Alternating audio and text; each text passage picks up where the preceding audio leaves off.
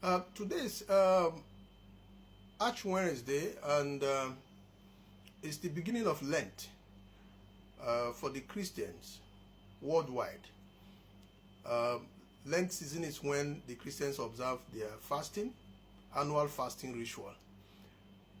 Just as the Muslim community will soon begin theirs in second week of March, that's next month. And I've decided to come to you to give or provide this enlightenment about fasting and health. So it will be important you pay attention to this video and then also share it so that it can get across to as many people as possible that may need it. Not even may need it. I believe that this video as an enlightenment video for your well-being will do a good service to everyone. No knowledge is waste, and nobody can have monopoly of knowledge. So you will learn every day. So it's important you pay attention to this video, and I'll urge you to watch this video and listen to what I'm going to discuss with open mind and with all sense of maturity, and not with religious sentiment or emotions, because this is about your well-being. My page promotes well-being and discuss societal issues that bother to life, more especially, addressing ills of the society to ensure well-being of the people. So pay attention to this. Fasting is good generally, both spiritually and health-wise, because on aspect of health, it improves your health so tremendously, ranging from cutting down on body cholesterol. It helps reduce body cholesterol that may impact health so negatively. Excessive body cholesterol can lead to a lot of health complications, like ranging from cardiovascular diseases and what have you. Okay, so it helps to cut down on body cholesterol and help to cut down on body sugar as it burns excess calories in the body, reducing weight. Improves body well-being generally. Okay, but also it's important that you also should pay attention to this bad side of fasting. In the first place, you should be able to know the best recommended way of fasting, because that is the major issue, the major area where I'm coming from. Fasting generally is good for body well-being, because it's important seasonally that you cut down on excessive, food, and then help to, detoxify your body, because when you cut down on what goes into the body, it end up, helping to reduce even toxins that get into the body. And the body have a way of, observing some hormonal changes that help to even clear away a lot of waste that have accumulated in the blood and so on.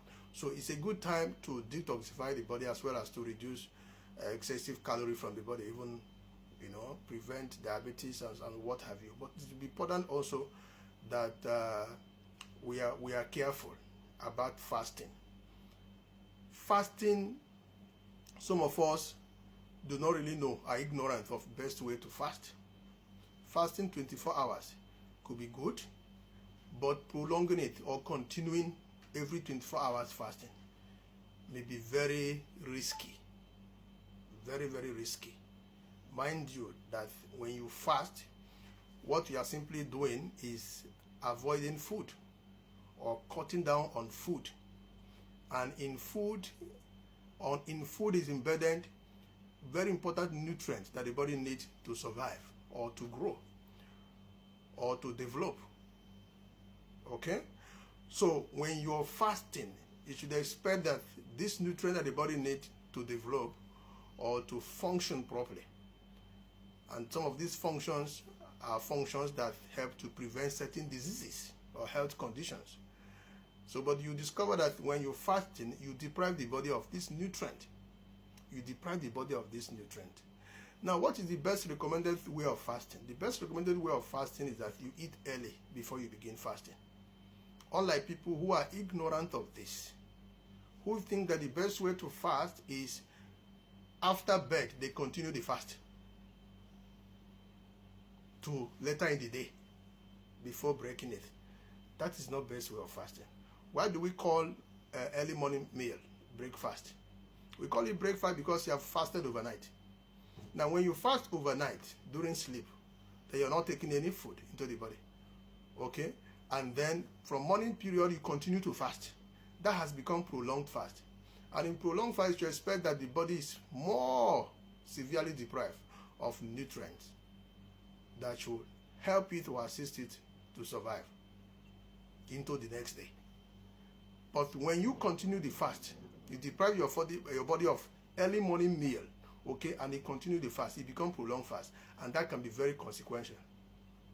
So the best recommended period of way of fasting is that you eat early in the morning. I think the Muslim people or community, observe this better.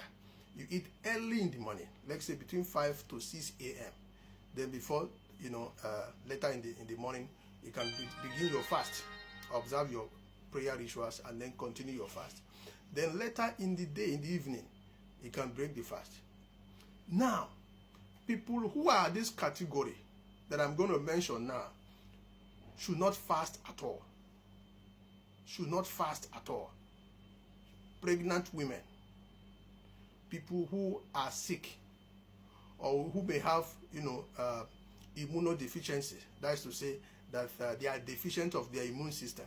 Their immune system is not strong enough to prevent, certain diseases or attack certain diseases. So in the first place, even before you fast, it's important you know your health background. You check your health status to know your position. There are people who might be pregnant, who might have early pregnancy, that might not even know before they go into fasting. In fasting, that you deprive your body of certain nutrients, especially very important nutrients, can even lead to miscarriage. You may be a month or 2 months pregnant without knowing, and then you get into fasting. Especially when you do a more severe fasting. Fasting, very prolonged fasting. Fasting where people do 24 hours and even go beyond. And they might do that, like this Lenten season, or even during Muslim fast or Ramadan fast. It's a continuous process. It takes days, 40 days. 40 days. So you should expect that as you continue this fasting, first day, second day, third day, that with time, your body will be severely deprived of nutrients. And this is very consequential because there are a lot of body functions that depend on these nutrients to be able to survive or improve. So in the first place, you should know your health background. You should know before even going into fasting. But do we know about this? How often do we check our health to even know if we're immunodeficient? That we can be placed into a more risk if we should fast. Because when you're immune deficient, meaning that your body immune system is not strong enough to fight diseases, if you fast and deprive your body of more nutrients that you back up the body to fight diseases, especially infectious diseases and so on, you are at more risk of more health consequences of fasting. So first thing first is, if you must begin your fasting, check your health. If possible, go for medical checkup and check your health background to know your health status. Know if you're pregnant. If you're a child, you shouldn't fast because children are developing stage. Their brain need food, adequate meal. They need nutrients. They need that nutrient to develop and grow properly. Pregnant women, elderly, that their body begin to depreciate, both in mass and otherwise, should not fast. I just have decided to enlighten you on this before you go into that fasting. I wish you all well. For those who their faith accept fasting, okay, I wish you all well. Happy Lent season to the Christian community once again, and then the Muslims that the Ramadan will soon start. Okay, I wish you all well. Do your fasting, but be careful. If you see early signs or observe early signs, some signs or some negative signs, who says you cannot interrupt the fast? You can, to save your life. God bless you.